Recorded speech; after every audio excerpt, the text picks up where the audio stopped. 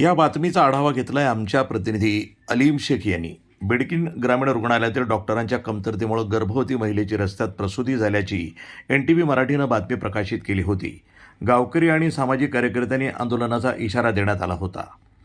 मात्र या प्रकरणाची दखल घेत शल्यचिकित्सक डॉक्टर मोती पोळे आणि रुग्णालय अधीक्षक डॉक्टर विजय दळवी यांनी तातडीनं उपाययोजना करून 11 फेब्रुवारीला ट्रेनी डॉक्टरनं तपासणी न करताच वापस पाठवलं होतं। त्या प्रसूतीला अजून 3 दिवस टाईम आहे, तुम्ही औरंगाबाद घाटीला जा असा सल्ला दिला होता। त्या गर्भवती महिलेची घरी जात असताना अवघ्या 500 मीटर अंतरावर रस्त्यातच प्रसूती झाल्यानं संतप्त नागरिकांनी, सामाजिक कार्यकर्त्यांनी आणि RPI राज्य संघटकांनी 13 फेब्रुवारीपर्यंत डॉक्टर उपलब्ध न झाल्यास रुग्णालयाला टाळे ठोकू असा इशारा दिला होता।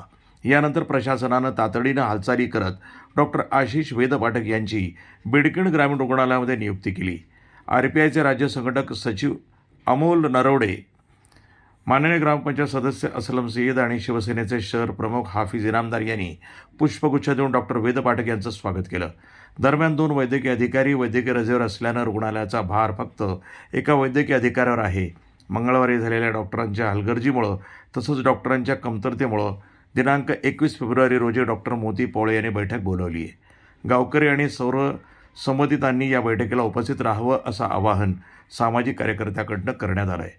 ग्रामीण रुग्णालयातील डॉक्टरांच्या कमतरतेचा प्रश्न सोडवण्यासाठी प्रशासनानं केलेल्या तातडीच्या उपाययोजनामुळे सध्या तरी नागरिकांतनं दिलासा व्यक्त होत आहे। आणि एक घटना घडली होती त्या ठिकाणी, एका महिलेची डॉक्टरांच्या हलगर्जीपणामुळे रस्त्यातच प्रसूती झाली होती। त्या ठिकाणी तुम्ही स्वतः आले होते, तुम्ही एक अर्ज सुद्धा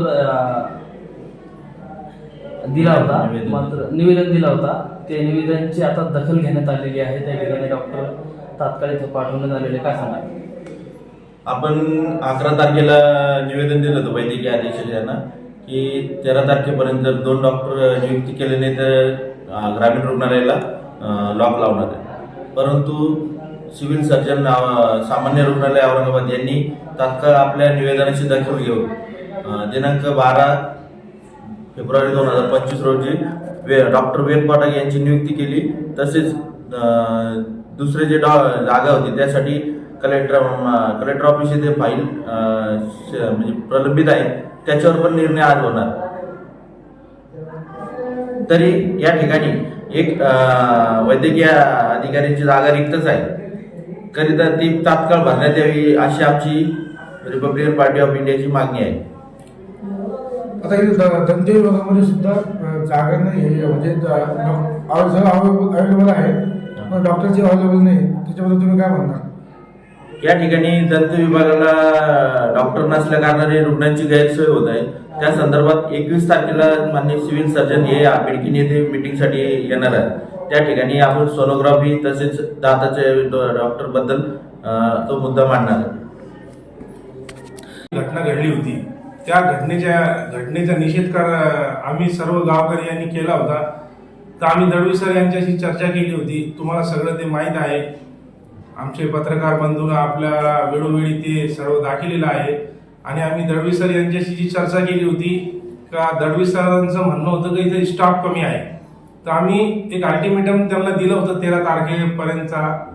तर दळवी सर यांनी आम्हाला कळविलं की इथे एक डॉक्टर अवेलेबल वेदपाठक सर यांची नियुक्ती झालेली आहे आणि अजून एक नियुक्ती 2-4 दिवसात होणार होती। त्यासाठी अमोल भैया यांनी त्यांना सांगून आज एक स्टाफ आणि गावकऱ्यांसोबत एक मीटिंग ठेवली होती।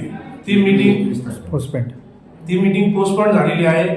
तर ती मीटिंग 21 तारखेला ठेवण्यात आलेली आहे। तर मी सर्व गावकऱ्यांना असं आवाहन करतो की 21 तारखेला आपण जास्तीत जास्त संख्येने इथे उपस्थित राहावे, कारण हे ग्रामीण रुग्णालय आपलं आहे। आपल्याला काय समस्या आहे ते आपल्याला मांडता येतील आणि मग आपण एखादी घटना घडली की आपण येतो आणि इथं गोंधळ करतो। तर त्या व्यतिरिक्त 21 तारखेला सर्वांनी यावं आणि वेदपाठक सर असो की त्यांची कोणतीही टीम असो त्यांना विचारपूस करावी, आपल्या समस्या त्यांना मांडाव्या आणि ते 21 तारखेला आपल्याला साथ देईल।